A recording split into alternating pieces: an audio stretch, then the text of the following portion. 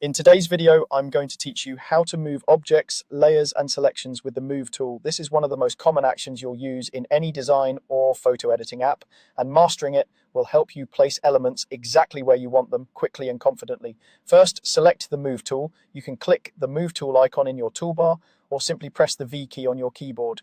This ensures your cursor is set up specifically for repositioning content rather than painting, cropping, or making selections. If your cursor still isn't moving anything, double check that the Move tool is active before going further.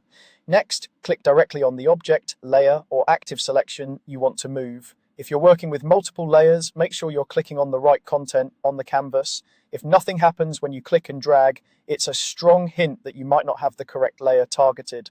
Now drag your content to a new spot on the canvas. As you drag, keep your eye on the edges or guidelines so you can judge spacing and alignment. Don't worry about getting it perfect on the first pass. You can always refine the placement with smaller adjustments. If the movement feels jumpy, try zooming in so you can see more clearly and place your element with greater accuracy. For fine-tuning, use the arrow keys on your keyboard to make small, precise moves. Each tap nudges the selected object or selection by a small amount, which is ideal for aligning edges, centering icons, or tightening spacing around text.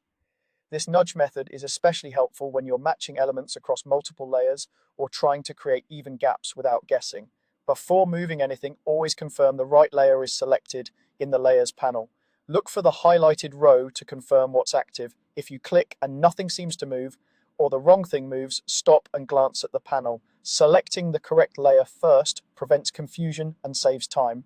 If your layer is locked, unlock it so it can move. And if you're working with a selection, remember that only the pixels inside that selection will shift.